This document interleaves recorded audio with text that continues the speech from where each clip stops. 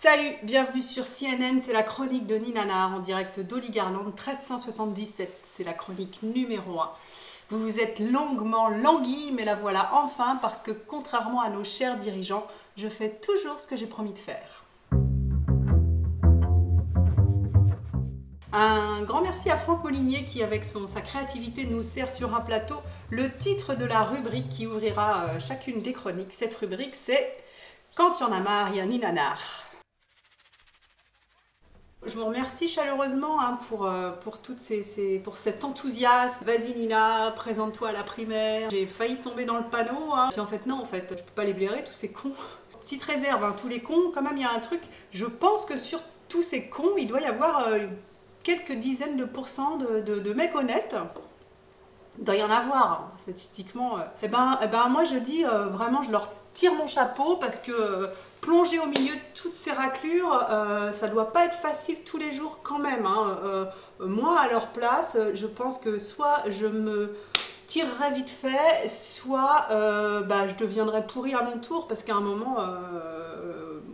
fuck quoi. Alors s'ils veulent nous rejoindre, bien sûr, si tous ces gens qui ont encore une éthique, qui ont encore un sens de ce qu'est la justice, de ce qu'est la loi notamment, et qu'ils en ont marre en fait d'être entourés de mecs, c'est plus des casseroles qu'ils ont, c'est toute une batterie de chaudrons en fait, je les invite à planter le gouvernement là, à se tirer, et puis peut-être qu'on peut, comme disait mon cher Barré, m'amuse, à quel moment ils ont pris la confiance comme ça les mecs, on est quand même plus nombreux qu'eux quoi. Très concrètement quand même, on voit bien là qu'en 2017, on va avoir une finale Juppé-Le Pen.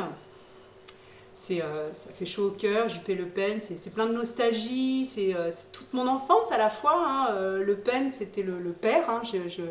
Je me souviens encore découvrir sa tête avec son...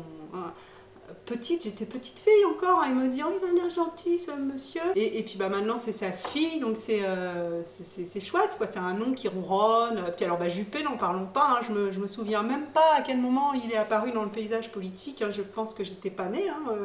Donc c'est formidable. Puis c'est vrai que lui il a des super idées, notamment exploiter je me trompe pas, c'est bien exploiter le gaz de schiste en France, c'est super, ça fait rêver. Donc le message clé toujours de mon petit délire, c'est arrêtons de les subventionner. Une dernière chose concernant le fond, je vais y aller en douceur quand même.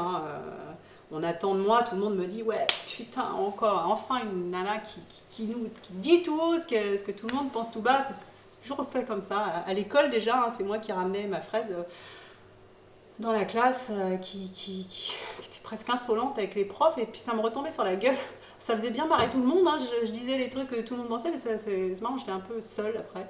Donc là, je me dis, je sais pas, on est dans une belle démocratie, un modèle de démocratie, et avec une liberté d'expression sans limite. Je vais y aller mollo, on va donner dans le léger, léger comme un Kinder Bueno, parce que j'ai une vie que j'aime bien, puis j'ai des enfants aussi, et puis j'ai pas envie de me noyer dans un verre d'eau.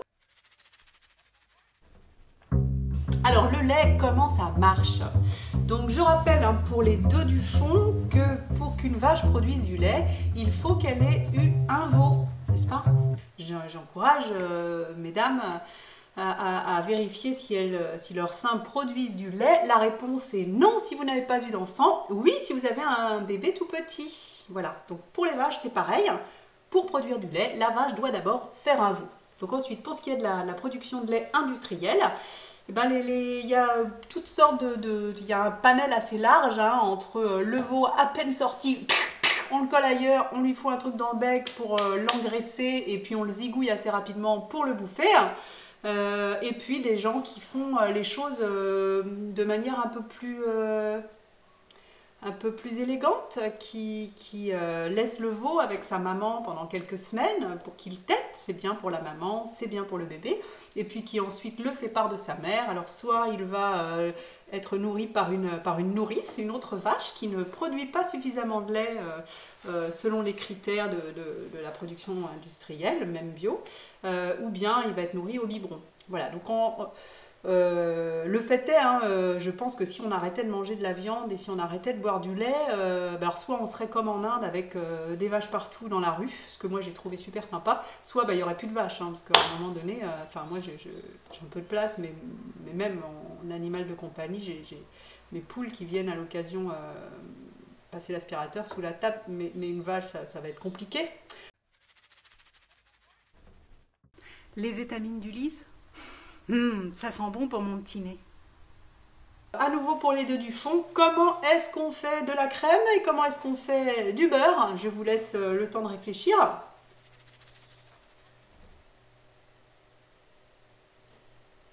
Vous avez trouvé?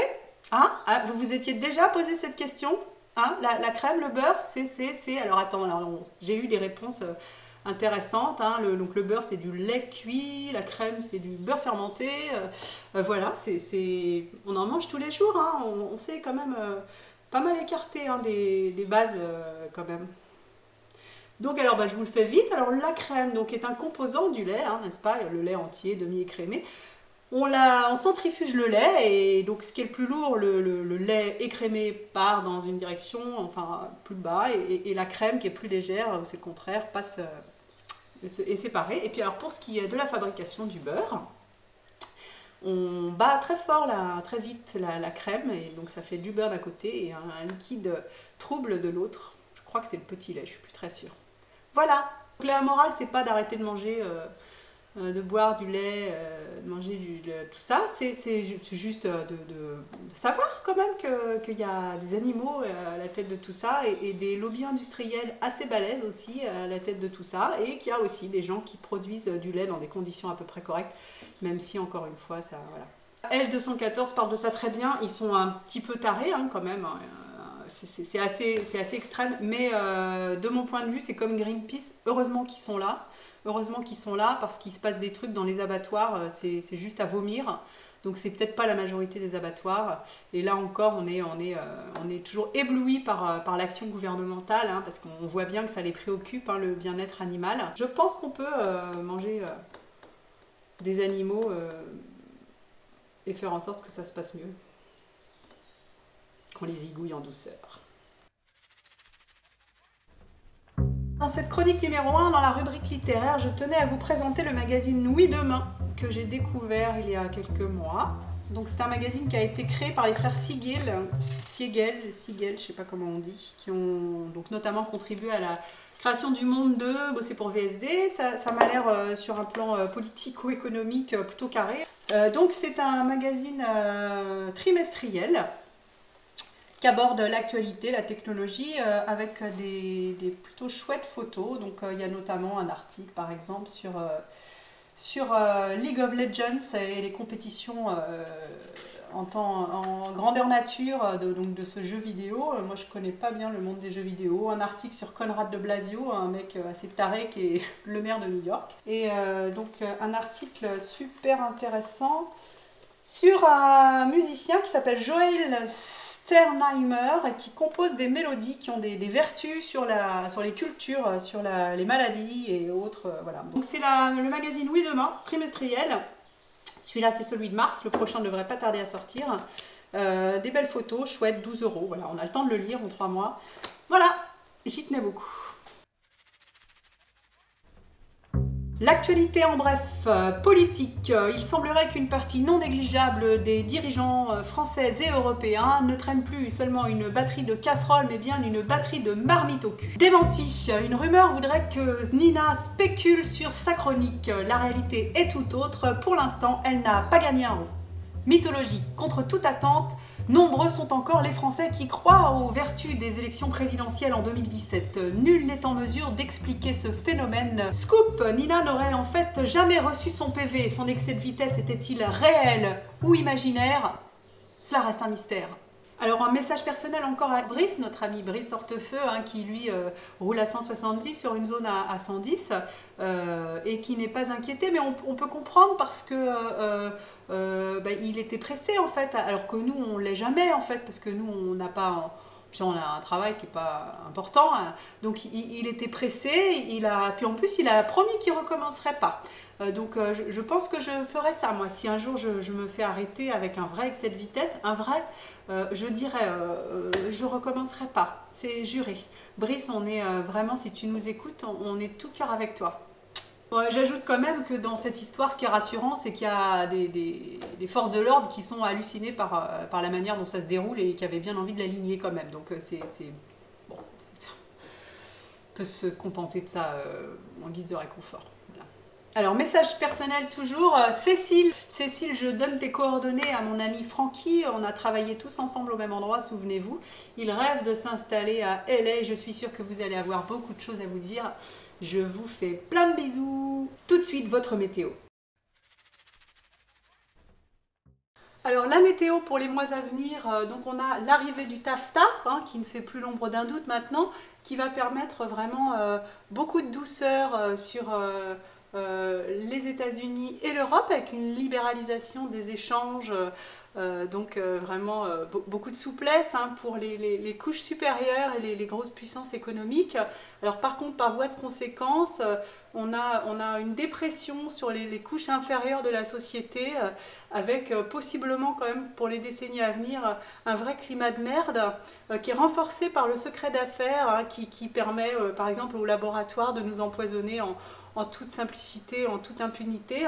Donc quand même une dépression là, et des années pas forcément rigolotes à venir, mais réjouissons-nous parce que vraiment pour toutes les couches supérieures, la météo est ensoleillée et ça c'est formidable.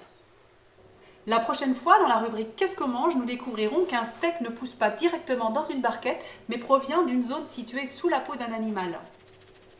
Il y aura bien sûr la rubrique En bref, la page de pub, la météo, les messages personnels et un reportage. Dans ce reportage, je vous présenterai un boulanger bio qui produit lui-même son blé et qui nous expliquera quel stratagème il a adopté pour contourner les normes européennes en matière de semences. Autrement dit, comment niquer sa gueule à Monsanto et consorts. Pas facile. A bientôt sur CNN, c'était la chronique de Nina Nard en direct de Holy Garland 1377.